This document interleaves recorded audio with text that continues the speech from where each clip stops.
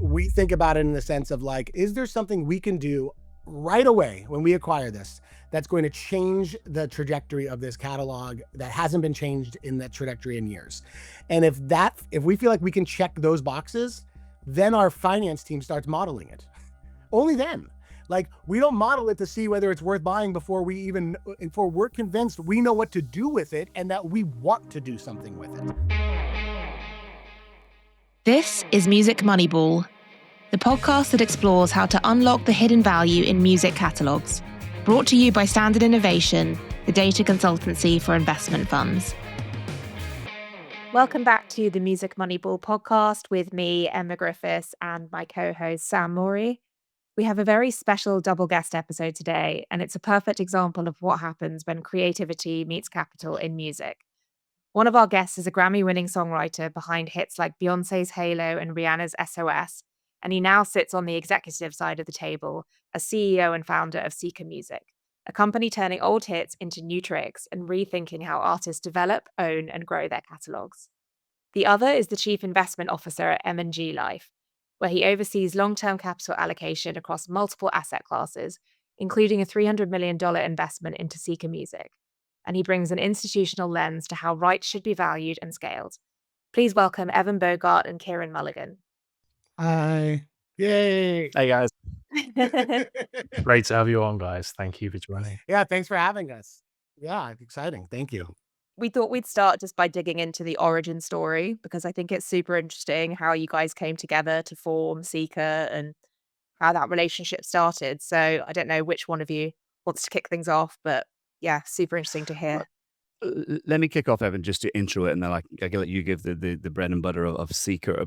Because if you just take a step back in terms of my role, you introduced it quite well. In terms of the funds that I'm responsible for, it's a large £300 billion company that I work in, and I'm responsible for £150 billion worth of assets. Now, within that big fund, there's multiple different types of asset classes across public and private markets.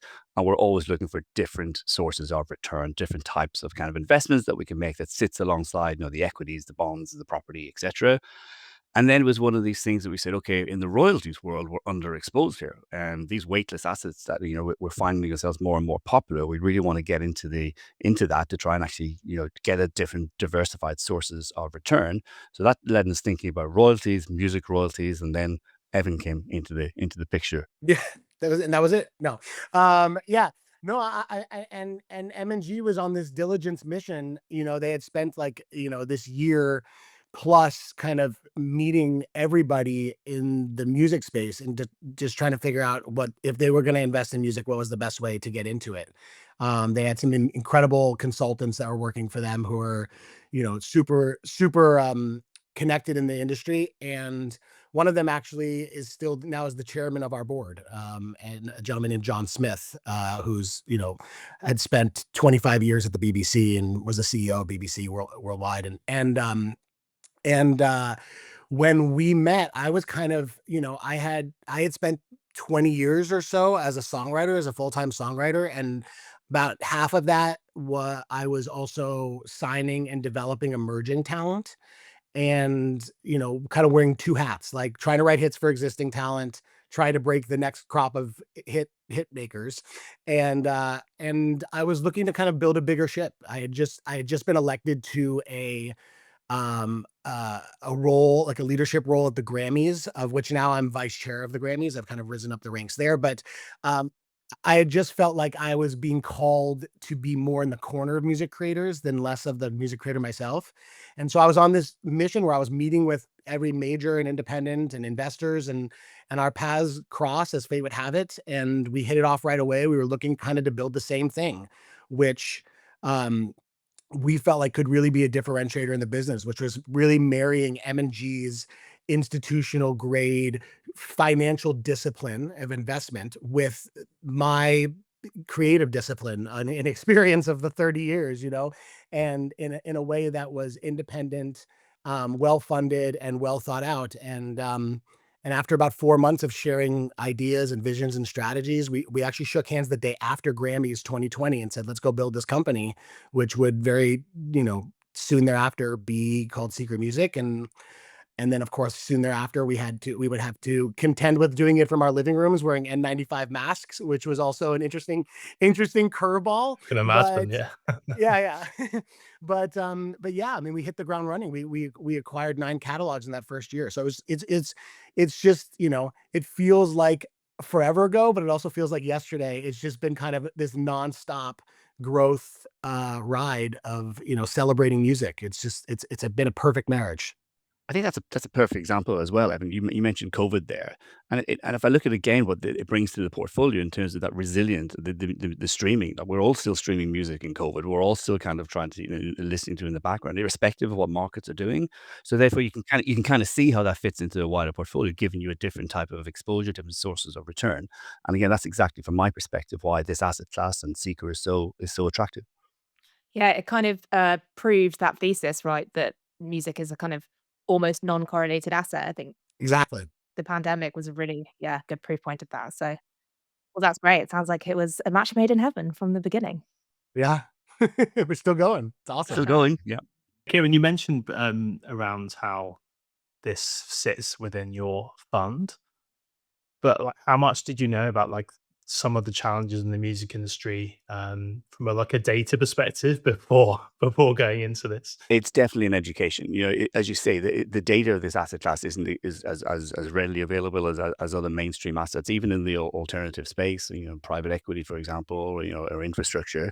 So it's why you really need to do. And I like Evan's word partnership. You really need to get into a partnership with experts in the business. So if you're going to actually put a significant amount of money into an investment, into a partnership, into a collaboration, you want to be doing it with industry experts, because this is not something that you want to basically dip a toe in the water and then realize 3 months later you didn't do the research, you didn't know what you were doing. You have to kind of back out of it. So I don't think we would have done this unless we had the relationship with Evan and with Seeker, because Evan is actually able to navigate the music scene, tell us what exactly we should be focusing on, tell us exactly where the opportunities are in a way that we just couldn't. And in the way in which we run our book, it's finding experts like Evan to try and partner with, to try and actually then generate that safety or that comfort in terms of a new asset class. So I absolutely wouldn't have done this unless we had the industry knowledge that Evan provides.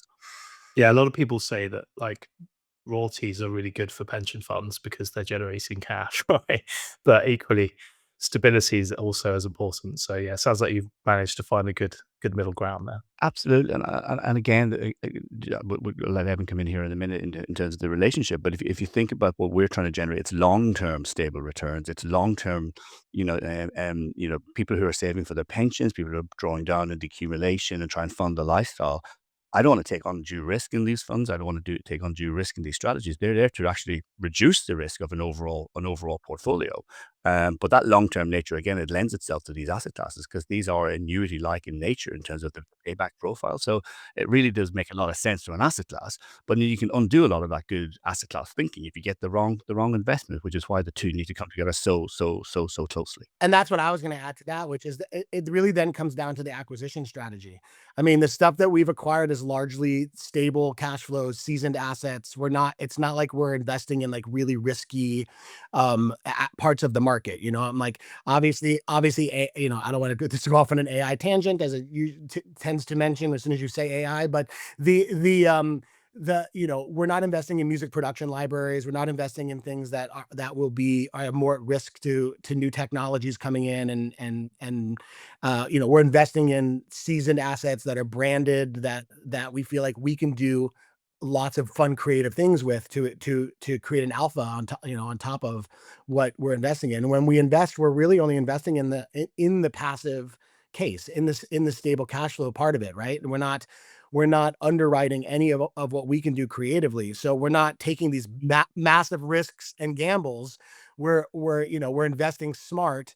We're investing in things we're excited about, but we're not going crazy trying to buy a bunch of things that are either risky or too expensive. Okay, interesting. Yeah. That's what I meant about marrying the financial discipline and the creative discipline, right? It's like it is that perfect partnership where we respect what each other bring to the table, and it makes for smart investments. This does segue perfectly into, really the approach that you take at Seeker, and we love this idea that you think of it, essentially these are catalog songs, but you thinking of it completely from a frontline perspective, right? Absolutely, yeah. How can we breathe new life into these assets? So, it would be great to know just how you go about doing that. It was interesting. It was one of the first questions that the folks at M&G asked me when we first met, and we started talking about how we might build a company where we acquire catalogs.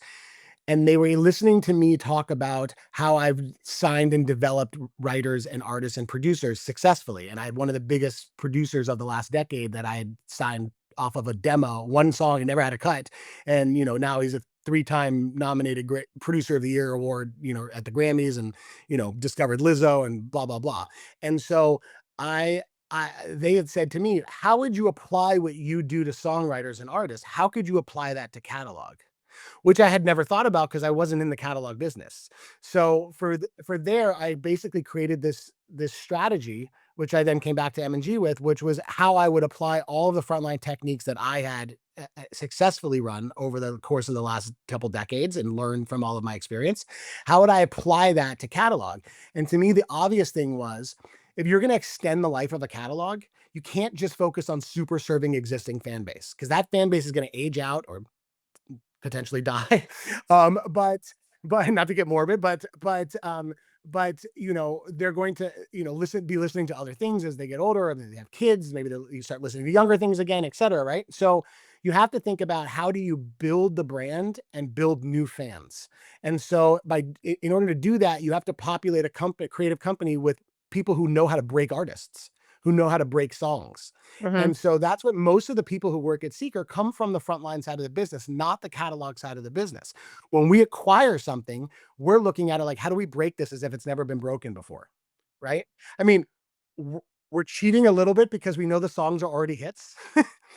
So it takes that part of the guesswork out of it, but we get to basically break those songs again with a whole new group of a whole new group of consumers, a whole new group of fans, a whole new generation, right? And so we apply the, marketing that we would do on DSPs or social engagement or short form content platforms or YouTube monetization or music creator platforms or sampling and interpolating, very proactive sync thinking, being creative in the sync world, creative licensing, all of these things that you would do when you signed a new band and you were trying to break that band. We would apply that to a catalog like Joan Jett or Christopher Cross or the Go-Go's or someone like that. And what you get is you start tapping into all of these new people, like, man, that's amazing. Or like the fans start, you start watching all the metrics rise everywhere, and then they stick. And so, when you're basically raising their streaming numbers, their metrics to a new level, and then it sticks there, whether you take the foot off the pedal or not, that you've now kind of re-level set their consumer, grow their consumer, engagement, but they've also re-level set their revenues. And so that's kind of the approach. I mean, we obviously will do box sets and reissues and things for the existing fan base, but the existing fan base is going to come along with us on this journey. We're creating new, exciting things for them to tap into that no one would have thought of if they were just focused on another box set. I think that, to me, if I bring it back down to like thinking of this as an asset class and as an investment, this is very much a differentiated active strategy. To use parlance that we take in like the public equity world or the fixed income world. It's not just a passive buy and hold. It's actually, there's creativity there. And in any asset class that you have, if there's inefficiencies that you can exploit through creative, skill sets, then that's what you want from an investment perspective, because you get multiple layers of actually different revenue sources and different income profiles. So I think that again, to me, de-risks the asset class, because there's multiple levers that you're trying to pull on in terms of actually trying to generate that return for your asset. But I think you guessed our next question, actually, Ciaran. So that was exactly what it was. How does it differ in this, in this asset class versus others? But I think it's really interesting that you've set your baseline at, underwriting level, and that creative is kind of on top. That seems really sensible. All cherry on top. It's all alpha. How does all of this kind of influence your acquisition strategy? And is there something, is there a particular thing that you look for in a catalog to say, that's what gives it this reactivation, potential? Our rule when it was just me and M&G and a small board was, I have to love it first, right? Mhm. Like, first and foremost, if I don't love it, we pass. It's good for somebody else. I know maybe it's earning $1 million a year, and there's a lot of big fans, and it's just, if it's not something that I can 100% put my heart into, then somebody else should do it, not just for the life of Seeker, but for the good of the music itself, where there's a bigger fan of it, right? Second, if I do love it, we need to have a strategy for it that we feel like is uniquely suited for Seeker to execute, that we feel like we can win with the strategy. And so, I feel like a lot of people, a lot of peers of ours potentially buy a bunch of rights and then try to figure out what to do with it afterwards. For us, we think about it in the sense of like, does this fit the machine that we've built? And all the different things that we're great at. And there's certain things that we're great at. Will this fit some of those slots? Is there something we can do right away when we acquire this that's going to change the trajectory of this catalog that hasn't been changed in that trajectory in years? And if we feel like we can check those boxes, then our finance team starts modeling it. Only then. Like, we don't model it to see whether it's worth buying before we're convinced we know what to do with it and that we want to do something with it. At that point, we model it and then we bring it to our investment committee, and our IC very, very much largely models M&G's IC. It's like, we have that, it's that rigorous in that process. And so it goes through this rigorous creative process, then it goes through this rigorous finance process. And then if both of those all the boxes are checked, we make an offer and we go after it. And even with that rigorous process, we've still closed 37 catalogs, 17,000 songs and copyrights. We have some of the most iconic names in music, some of the legendary songs in music. And so we're doing something right. but because we know what we do really well creatively, and because we know what we feel like we can close, that kind of informs the things that we go after. We're very proactively sourcing stuff too. It's not like we're just waiting for the phone to ring and some lawyer to call us or somebody to say, "Hey, I got a catalog for you."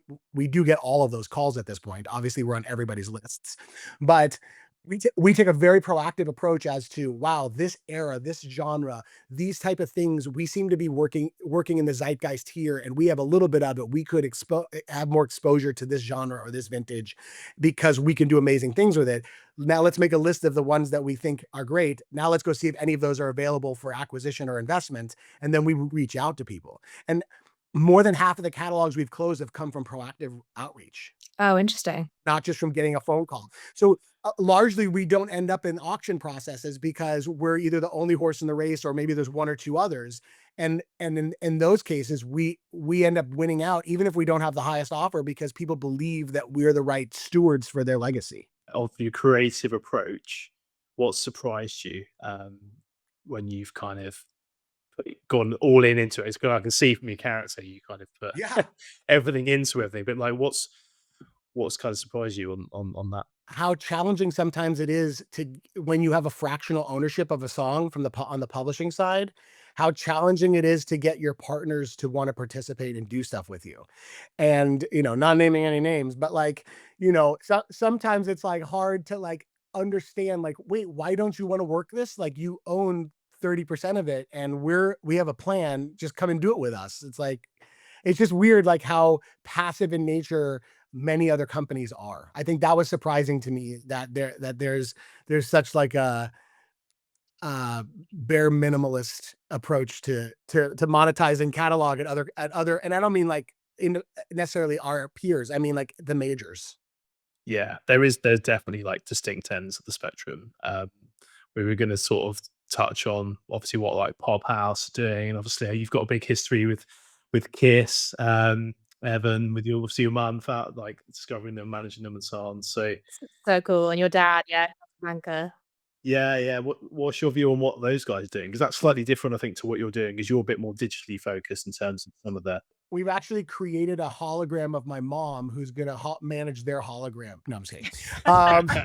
But but no, I love what they're doing. You know what I love about the catalog space now, which I think is the best version of the catalog space since we got into it in 2020, is that like when we got into it in 2020 and we had this kind of like, thankfully we had this runway where we closed those 9 catalogs before 2021 when like everybody got into it, including the majors, and the interest rates dropped. And then it became like the most en vogue thing in the world to like make an announcement that you have a blank checkbook and you're buying catalogs. And then most of those companies didn't ever buy anything and you never heard from them ever again. And that was like 21 and 22. But at some point in 21, I asked one of our lawyers, when you're pitching catalogs, how many people are on your list now? And he said over 150. There was over 150 people by the end of 2021 buying catalogs, which went once obviously, rates changed, et cetera, that number dropped. Lots of people who were hobbyists in it got out, who never bought anything. And now slowly but surely more people are getting in, but everybody kind of has like their own character now, like their own, they're getting in with a very defined strategy of how they do it, why they do it, and what their whole plan is, as opposed to just I'm buying rights. And so you kind of know when you go to the battlefield, when you're up against other people, you know which other ones you're probably going to be up against based on the genre and the vintage, because you can guess, um because everybody has their own character. So like Pop House has their thing, right? Like, and it's very specific. Primary has their thing, or even like a Duetti has their thing, or Harborview has their thing, and a Round Hill definitely has their thing. Like, you can kind of influence, like you kind of know who's doing what. And so when you're interested in something, you can also project like, oh, we'll probably be up against this person and that person. And here's how they're probably thinking about it. And here's how we're thinking about it. Because we're not exactly the same, but we overlap in these areas. It's actually pretty cool. It kind of reminds me of 90s hip hop in a way, where everybody had like a cartoon character vibe. And it feels like each catalog company has their own like, special sauce. Yeah, it really feels like everybody has their distinct kind of brand and approach, which is quite exciting. And I think also because of just the nature of rights in the music industry, that actually it kind of all benefits everybody in a way. Totally. Totally. Only a good thing that there's this competition. People are always saying you're competitors. And I'm like, I kind of view it as our peers. Like I go out to lunch with a lot of the CEOs of these companies, or like, we'll have coffee or dinner or something like that when I'm in New York or whatever. Like we're all sharing stories and concepts and strategies and ideas. Like we're kind of all in it together, even though we go up against each other. I think we all kind of view it as kind of a community now. So, Evan, it would be great to get into. We were talking about your creative approach and just kind of rethinking what a song looks like in 2025, 2026, whatever it is. Can you walk us through a specific example of a song that you've taken and reimagined and just kind of what the effect of that was? The first song I ever took and reimagined was my first cut ever, which was a song called SOS for Rihanna. That was my first hit, and it launched my songwriting career 20 years ago. And so flipping songs, reimagining songs is something that's part of my DNA. I mean, all the way back to when I was, you know, 13 years old and I wanted to be DJ Premier or Pete Rock or, RZA from Wu-Tang Clan. And I was sampling songs. And that was kind of like my first exposure to like blues and soul and lots of kind of like smaller genre music. Cause I was crate digging and I was learning about music and stuff. So, sampling and interpolating and reimagining songs has just been part of my DNA since I literally can imagine listening to the first thing. I mean, the Beastie Boys License to Ill when I was 8 years old, it's like all these Led Zeppelins. I mean, like incredible. Right. And so like, when we started Seeker, it was one of the main business strategies is one day we're going to flip stuff and we're going to do it better than other people. We're going to sample and interpolate things better than any other catalog company. So, we're kind of armed to do that. It's a specific vertical at Seeker where we literally day in and day out set up sessions, camps. We have partnerships with tons of different producers, writers. We're partnering on artist projects, and literally all we do is think about how to flip our catalog into new hits. The biggest example, which gets used often, is a song called "A Bar Song" by Shabuzi, which I mean, I got to give credit to Shabuzi and his songwriters and producers. It came from partially our involvement of getting them to flip a song called "Tipsy" by Jaquan from our catalog that we bought back in 2020, and that song, as of today, is the longest running number one in the history of Billboard. As of next Monday, the Mariah Carey will take over that title with her 20th week at number one. So we will now be the second longest running number one in the history of Billboard. But Queen Mariah will always have a number one for at least 3 or 4 weeks every December. So, Long may she reign. hard to beat, hard to beat. Yeah. But yeah, I mean that's a perfect example of looking at a song, almost almost entirely acquiring it because of its sampleability. And then a few years later, after pitching it in many sessions, we pitched that song to many different artists, and it was the Shabuzi one that clicked. And it was a very unique take on it by flipping it into a country record, and obviously a massive success. That's definitely mentioned a lot across the industry. Sure, I mean it's hard not to mention it. I mean, I think the fact you're leaning into it, you're leaning into being frontline, I think is creating this opportunity, right? our entire A&R strategy is flipping. That is it. That's all my entire A&R team is literally focused day in and day out on how to get old songs cut into new songs. It's fascinating. And I think some of the approaches that you're taking with these niche communities is really interesting. And especially the gaming side of things, because that's actually not something that comes up a lot on our podcast. And we had somebody recently said it was such an underrated opportunity. And I know that you're involved in like Twitch and Discord and that kind of thing. So that's super interesting. Super, super, and the issue obviously being that it's really hard in the gaming world for, fractional ownership, in the gaming world don't they don't align well. Mhm. So getting over that hump, I mean, you obviously have these companies like Monster Cat that are like, gaming labels that are, but they're creating these kind of nondescript, faceless, they're known in the gaming world, but outside of the gaming world, kind of nondescript, faceless. But then you have these, Odatari or David and other artists that broke through gaming, right? And then, so it's really interesting to try to figure out how do you take a catalog company and make it work in gaming. And it does come down to overcoming the obstacles of licensing. It really comes down to that. Moving on to a little bit more in terms of the positive tension that is formed between finance and music. One of the key themes that we speak to a lot of funds, right? And definitely there's sometimes some challenges in terms of translating the music industry into the finance world, and sometimes vice versa. And clearly, like you've formed a partnership here. So, like Kieran, from your perspective, like how do you structure that, like in a way that gives you what you need, but still allow for the creative side to exist? Yeah, no, it's a good question. I think you listen to Evan speak there, and the passion for the music shines through. Like that, and as you say, that's the number one. That has to be the start. But as I was listening to Evan, I was just reflecting on how investment orientated it is and how institutional quality is in the thinking in terms of the origination, the sourcing of ideas. We could be talking about any asset class here. We could be talking about music. We could be talking about any private asset where you need to actually work to actually generate a return.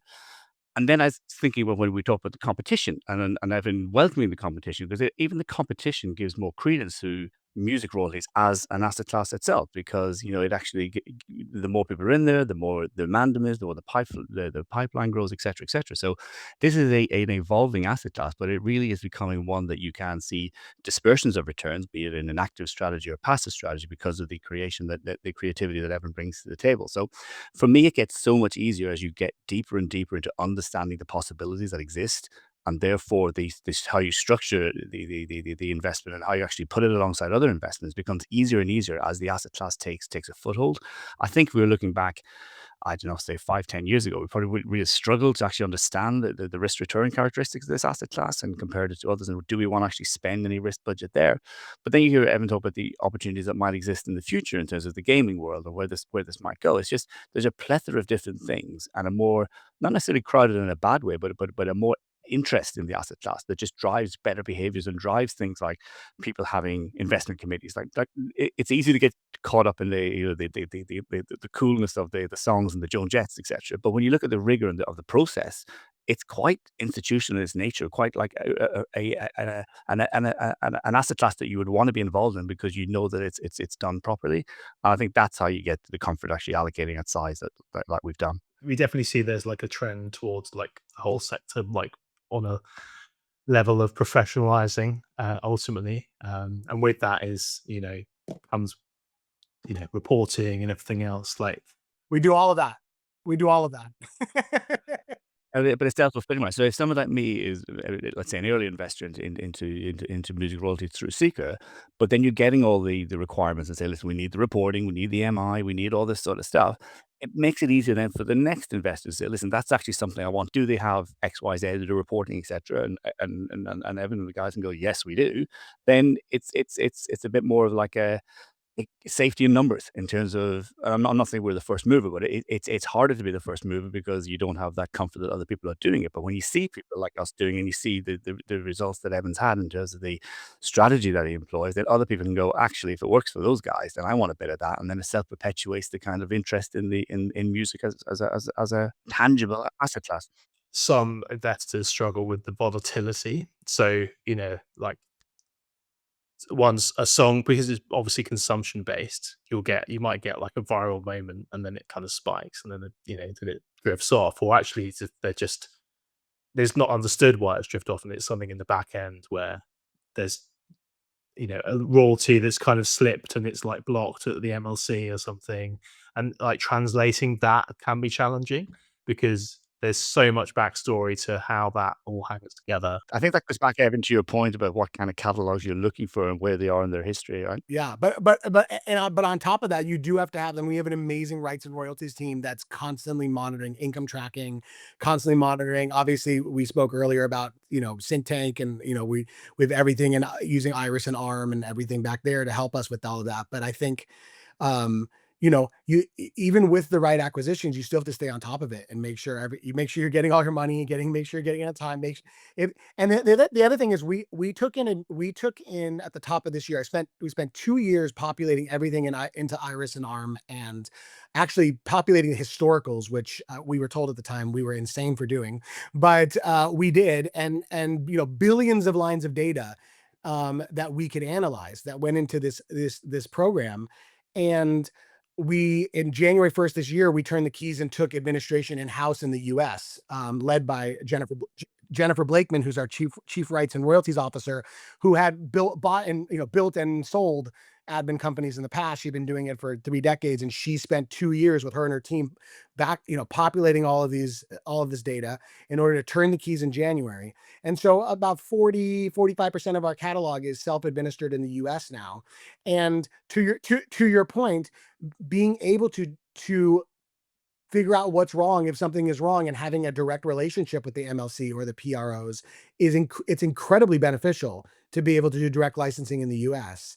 For that same portion of catalog ex US, because we're not crazy, we we put it with Cobalt, but and then and the rest of our publishing catalog is still administered by the Sonys and Warner Chappells and BMGs, et cetera, and Universals. But those rights will come back to us, and we decided to do that at a point in time that we felt like was far enough in our journey, but early enough in our journey that we could scale with it, as opposed to I had kind of seen some of our peers in the past try to take on admin in-house once they've already acquired 100,000 copyrights, and trying to swallow that elephant usually backfired on them, and then they gave up after a couple of years.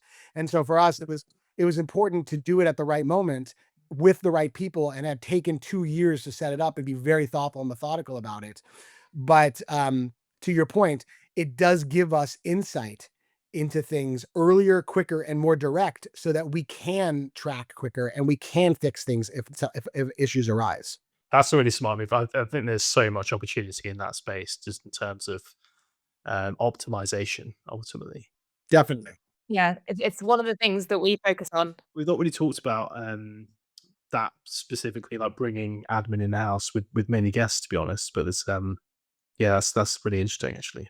A lot of people are very focused on the creative, which is so important, but like, the administration, the operations is like, a huge part of the puzzle that I think you've really got to think, what's your strategy on that? Back in the day, when we spent 10 hours in a boardroom, me and some folks from M&G, basically sketching out what a company was going to look like, and then we shook hands and said, let's go try to build this thing.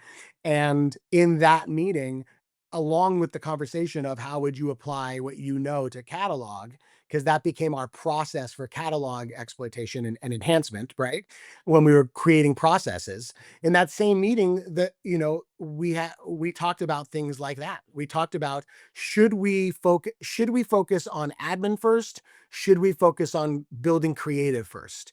And I think we all kind of agreed that if you were going to have a songwriter become your CEO, that you would probably focus on creative first. And we went with downtown for admin at that moment. We met with a bunch of people and we chose downtown back in the day, and now obviously we're with Cobalt XUS, but we made that decision at that time that we were going to build our creative platform first, and then we were going to follow it up with our admin platform. But it was a very intentional decision from the beginning. What kind of results have you seen from bringing it in-house so far? We're getting money in quicker. We have, again, more insight into where, we're still in our first year, right? So like the keys turned throughout the year. So we only started receiving that money towards the second half of this year, but directly. But obviously you obviously don't have to pay an admin fee. You get your money in a quarter or semi-annually quicker than you typically would. And then the direct licensing in sync, or being able to approve samples, or being able to opt into certain platforms directly, as opposed to having to ask somebody else for permission to do that, to issue licenses, to collect money. I mean, there's so many more benefits to it because we're a creative first company. We're an active management company. Being able to then pull the lever and not have to go to like mom and dad at a different company and say, can you issue this license for, hey, look at that. What is that? That was cool. Oh, Oh, that's cool for the podcast. Wow. What was that? Do it again? No, it didn't that work. was Okay. amazing. It was a one-time thing. But not having to ask for permission to do stuff is huge for a company that's actively managed. Yeah. And I think for you, from your side, Ciaran, like accelerating cash flows, reducing cost of OpEx for the fund, that's like all the things you want to hear, right? Absolutely. It just makes it, again, a more efficient operation, more institutional quality. Like there's absolutely not a lot that M&G can help everyone with from the creativity point of view in the music world, but where we can help in terms of actually understanding how efficiencies work in other companies that we see in our portfolios, and say, listen, this is something you may or may not want to consider.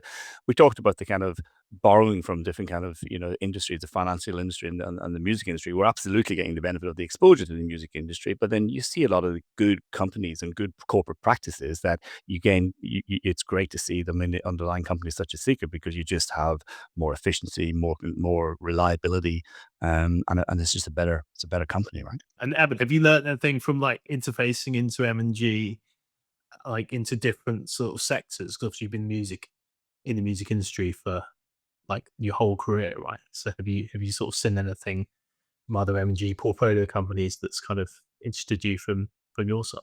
The knowledge that I've learned over the last 6 years is insane. Like I feel like I've gotten an MBA. I mean, like I've gone to school. I mean, it's insane. Every year we're focused on something new in finance, and I'm learning and mastering it, and it's incredible. Like it's exactly what I was hoping this journey would be. I feel like, especially when you're in the same industry for a long period of time, you start to think like, how do I grow? Like, how do I evolve? Is there anything more for me to learn? I'd like a new challenge. And boy, did I get, be careful what you wish for. Right. But it's great. That folks at M&G have been such amazing mentors for me, as has John Smith, our chair. And, I've picked up on it really quickly. I mean, the things that I even saying in this podcast, I mean, I couldn't imagine saying half the things I'm saying 6 years ago. I didn't even know it. So, And I'd say the same from our side. Evan, would we have even been able to do this 6-7 years ago without the knowledge that Evan's brought to the table in terms of the music industry and what it means as an investment? Absolutely not. This is why that partnership works, right? Because it's mutually beneficial.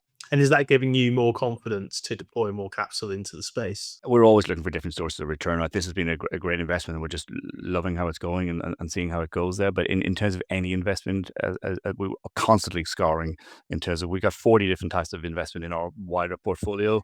This is like the most talked about one. People like to talk about music. They want it's tangible. They want to know what, like I go home to my family like at Christmas, they'll be asking me, what's the latest kind of catalog? They want to know about Joan Jett. They'll want to know about this stand. They'll want to, they'll play bar song in the background. It'll be that kind of a thing because it's tangible, right? It's kind of like it's new, it's exciting. But no, it's been great so far. But yeah, we're always on the lookout for different types of investments. You've just celebrated your, like, I think 5-year anniversary. I think I saw some photos of your celebration in LA. Crazy. So each of you, what's your biggest kind of learning or takeaway? Prior to meeting M&G, I didn't understand what process was or what process meant. And I am now like the biggest champion of everything in the process of everything.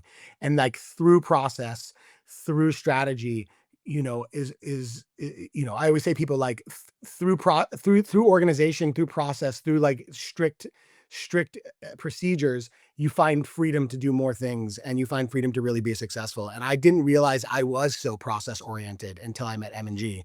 And now I instill it across the board. It sounds really boring and it sounds really laborious, but it actually frees you up to be more creative and to do more fun things when you know that you have a process and that process works and you can apply that process. From there, you can just build you could build, the sky's the limit. And if I was to answer that question, there's two things for me. It's the first thing is admit what you don't know. We M&G before Evan, we did not know enough to make a meaningful investment into the music business. So when you don't know something, find someone who does.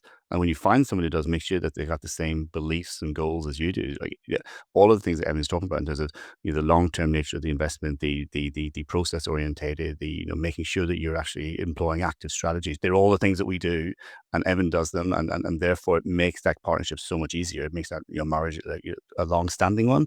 But it starts from just basically getting a strategic partnership with somebody who can actually fill a gap and a void in your knowledge base. And once you do that, opportunities present themselves. And it feels like, from what we've learned, it's having a really positive impact on the music industry as a whole because it's kind of forcing a level of transparency that hasn't really been existing so far. So it feels like, this side of the industry, the investing side, can feel quite separate from, the other side of the music industry, but it feels like it's a real positive force on the whole. And the liquidity it offers to rights holders as well, that previously had, didn't have options for that. So Totally. and that's across the board. This could be like just someone buying a house, like, so it can be life changing. Okay, so quick fire round. Number one, and either of you can go first, or you can say your answer at the same time. What is the song or album that you have had on repeat recently? I've recently invested in a vinyl player, and one of my favorite bands, you'll not be surprised given my Oasis song later on, is a band called James, and they've got an album from Live at the Acropolis, and I've just basically been getting into that. It's all like acoustic versions of their main tracks, so that's being played a lot in my house at the moment. I'm biased because we publish 8 songs on the album, but the album is absolutely insane, and I'm sure this will not come as a surprise, but Lily Allen, West End Girl. The new Lily Allen album is absolutely phenomenal, and one of our songwriters that we signed at Seeker named Keto executive produced the album and co-wrote and produced 8 songs on it. That it's just the storytelling on there. It's like you just feel like you're in her life, and it's very rare that you hear a concept album from start to finish where the songwriting is so good, and it's like it's like a movie that you're hearing someone sing to you. It's incredible. Both of you, I would love to know, within the context of your work in music, what's been your biggest pinch me moment so far? And Evan, I don't know what you're going to pull out the bag because Yeah. you've had so many that. Oh man. Okay, wait. Yeah, there's like 4 or 5 that come to mind. I think for me, so I got a phone call from my manager who was like, "Hey, do you want to hear?" Because when we wrote Halo, Beyonce cut it on her own. It's like she doesn't record vocals with any of the writers or producers, so she just does it herself. And then so they were like, "Do you want to hear her version of it?" And I was like, Yeah." And so they were like, so there's a legendary recording studio in Hollywood called the Record Plant, and there's a famous English mixer named Spike Stent who was mixing her album, and they were like, uh, go to Spike's at Record Plant mixing it right now. You should go over there. So I walked in there and Spike's like, "Do you want to hear it?" And I was like, "Shane, this massive, I mean, the A room at Record Plant, massive SSL board, just giant board, it's just me and Spike in the room." And he like presses play and just leaves the room. And I'm just sitting there by myself in these like massive studio with these giant speakers.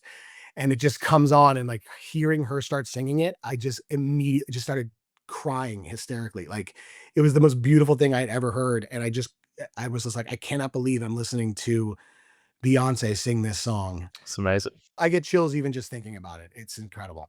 Feel free to choose another one because I got nothing that compares to hearing Beyonce's lyrics for the first time. I'd change the question just to be slightly into what was the kind of pinch me moment in investing. And it's when you get the ability to run a fund of this size that can then go and actually invest in something like the work that Evan's talking about. That's a pinch me moment. It goes beyond traditional kind of things that are a little bit maybe more mainstream, a bit more boring, kind of say it in terms of public markets. And you can actually have these sort of conversations with creative people like Evan. When you realize that you've kind of evolved your role into something like that, that's a huge privilege and a pinch me moment. Yeah. And what would you say in the music rights investment space is the most underrated opportunity at the moment? Music investment space for us means so many things. So I'm going to choose one thing where I feel like people aren't paying enough attention to it, which is music creator communities. I think that today people don't just consume music, they create it while they're consuming it. And I think that there's a huge opportunity, with BandLab and Airbit and a bunch of different, even in Twitch and, with Discord community, creator communities in Discord, et cetera. There's a huge opportunities for catalog investment companies to get, more involved with the creator community themselves and find partnerships there. And so it may not be buying them from an investment standpoint, but I think it is an investment in time, an investment in energy, and an investment in creating new revenues. Totally. It's investing in future value, right, to be created. Yeah. So, Yeah. yeah. And last but not least, which if each of you could own one song, what would it be and why? I saw this question come through, and I said I immediately went for my my Spotify, the Wrapped, to see what was my number one song last year because I'm not going to listen to it that much. It'd be nice to get some money back every time I play it. Yeah. And it's a great song too. And I just think you think about uplifting songs at the end of movies. I think this song plays into it. It would be A Good Life by One Republic. Oh, good one. Great song, and I just think that's if it's hit number one on my Spotify Wrapped, then yeah, that would probably be my answer.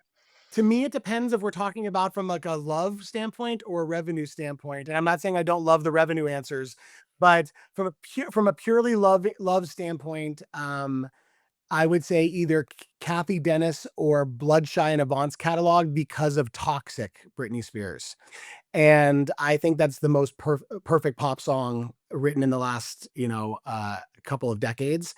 I just think it's so well written, and I'm just such a I respect great songwriting and great craft, and it's just a great song. I learned a very interesting fact about that song recently. I don't know if you know this, but we have a program called the Super Vet over here in the UK, which is like this. It follows this amazing vet, and he saves all these animals' lives. And that song was actually written about the super vet. Oh, that's so crazy. So the songwriter was dating the super vet, and he was obviously quite toxic. So I used to write with Kathy, and Kathy told me, of course, I would ask her questions about that, and Can't Get You Out of My Head, Kylie Minogue, and all the other great songs that she wrote. But she told me that she was in Sweden and she was in a hotel room, and she had written many versions of that song, and every single one she thought was wrong, or that Bloodshine Avant thought wasn't right yet. And so she was in her hotel room, and she wrote the version that we all know today, and she was like, I mean, she had to make her plane. So she was just like, I guess this is the version. And like stopped by the studio on the way there and like laid down her demo vocal and then went to the airport to go. But it was like a kind of like defeatist, like, this is the best I could do. And in my opinion, it's a perfectly written pop song from start to finish, everything about it. And there's others, but for me, that's the one where I'm like, this is perfect. But from a revenue standpoint, I also would like to point out, I'm really, really big on holiday music. I'm a huge Halloween fan. I make Halloween music on my own spare time. I just put out my 7th album of Halloween music this last year. Oh, really? Oh, wow. Oh, wow. So somebody's watching me by Rockwell, which I think is still available, and I still would love to go acquire it. But is a Halloween staple, and then of course you can't. I mean, I can't say I wouldn't want to buy Mariah Carey "All I Want for Christmas Is You," because, as we mentioned earlier, every year it will go #1 for a month for the rest. Like we could all be gone. Asteroid. That song's still going #1. Does not have a decay curve, that song. Amazing. Guys, that's been absolutely amazing. Thank you very much for coming on. Yeah, thank you. Thanks for having us. Yeah, thank you. And I think we're going to have to hit you up for a Music Moneyball theme song or rap at some point, Evan. Music Moneyball is a dope title. I love it. That's cool. We'll do a clip of that. Yeah. Yeah, we will definitely clip that. Thanks, guys. Thanks for tuning in to Music Moneyball. If you enjoyed the conversation, you can subscribe at standard-innovation.com to get every episode in your inbox. You can also follow the show on Spotify, Apple, or YouTube to stay ahead of the curve in music rights investment.